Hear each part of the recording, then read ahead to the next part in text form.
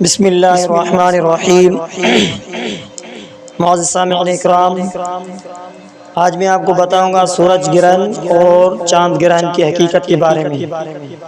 جیسا کہ مدینہ طیبہ میں آپ علیہ الصلوۃ والسلام کے زمانے میں سورج گرہن ہوا تو اتفاق سے اسی دن آپ علیہ الصلوۃ والسلام کے صاحبزادے حضرت ابراہیم رضی اللہ تعالیٰ عنہ کی وفات ہوئی، تو لوگ کہنے لگے یہ سورج گرہن حضرت ابراہیم علیہ السلام کے موت کی وجہ سے ہوا ہے۔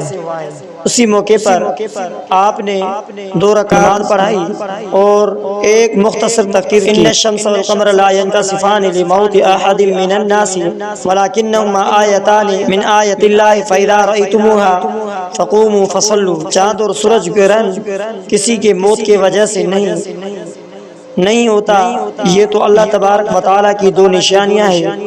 جب تم گرہن دیکھو تو صلاۃ کے لیے کھڑے ہو جاؤ۔ حاملہ خواتین پر چاند گرہن اور سورج کے اثرات۔ چاند گرہن حاملہ خواتین پر اثرات کے اسلام میں کیا حقیقت ہے؟ کیا یہ اثرات شریعت سے ثابت ہے؟ چاند گرہن اور سورج گرہن کا حاملہ خواتین پر کوئی اثر نہیں پڑتا، جیسا کہ آپ علیہ السلام نے بتایا۔ باقی چاند گرہن اور سورج گرہن کی وجہ سے عام انسانوں یا حاملہ خواتین اور ان کے متعلق مختلف قسم کے اثرات پڑنے سے متعلق جو باتیں عوام میں مشہور ہیں، ان کی شریعت میں کوئی اصل نہیں ہے۔ اسی لیے سورج یا چاند گرہن کے وقت ایسے باتوں کی طرف دھیان دینے کے بجائے نماز اور استغفار و دعا کی طرف توجہ دینی چاہیے۔ باقی طبعی اعتبار سے معلومات کے لیے کسی اچھے طبیب یا ڈاکٹر وغیرہ سے پوچھ لیں۔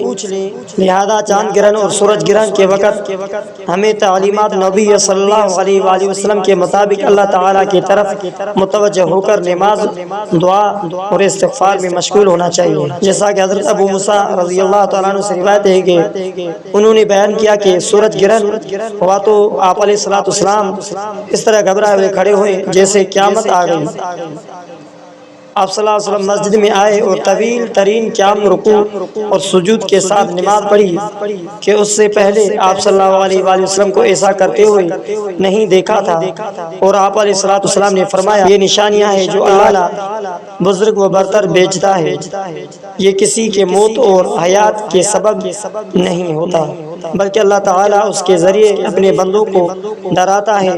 جب اس کو دیکھو تو ذکر الہی اور دعا استغفار کی طرف دوڑو۔